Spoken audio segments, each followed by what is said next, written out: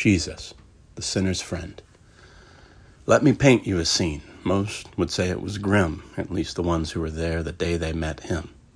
About twice as full as it ever ought to be, with one pool table where they'd fight over three, a little bar room outside of town, where the sheriff stopped going since they burned his car down. Every day they run out and restock the liquor, because when they run out, they're known for beating bartenders.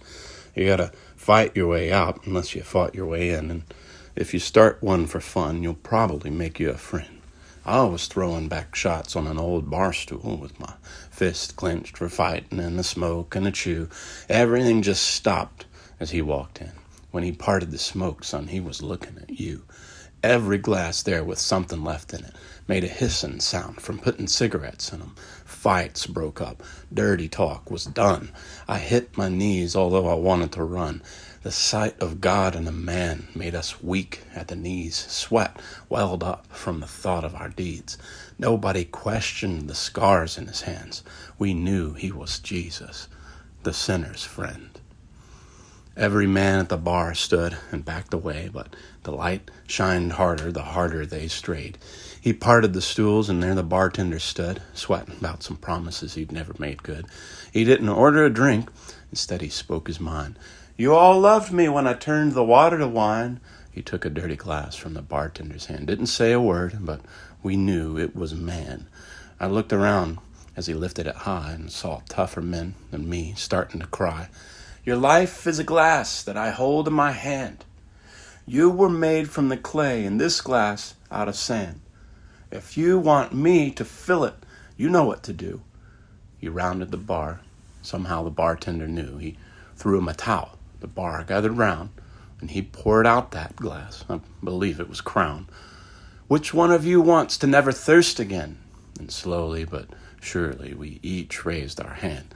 We all watched close. We all pressed in, as we didn't want to take our eyes off his hands.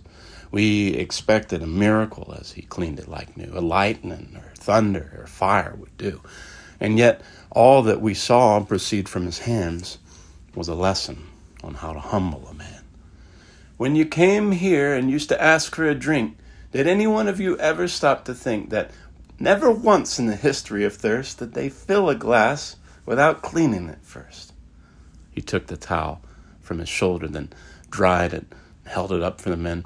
"Now that it's clean and I've made this glass new, you'll want me to fill it with something pure, too. If I have what you want, don't you keep the glass clean? Do you let someone fill it with any old thing? Who would pour the good wine if there's something else in it? I didn't come to help you stay stuck in sin. I came to clean and deliver you, men." "Forgive me, Lord," I cried out loud. Then you could hear the whole bar crowd. Everyone confessed, pled their hopeless cause. Jesus wept, not thought of Paul. We had met the very source of life, and he had taken the source of all our strife.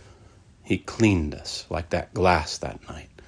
Then everyone asked anything he liked, and by the time the morning came, we were sober and cured of all our shame. We all knew he wouldn't be there again, and neither would we, because we were now friends. You've been there too, in your own way. Every man but him is one who strayed. You might not have been an old cuss like me, but the bar room's in your heart, you see. Now lift up your eyes. Look who just walked in. That's why they call him Jesus, the sinner's friend.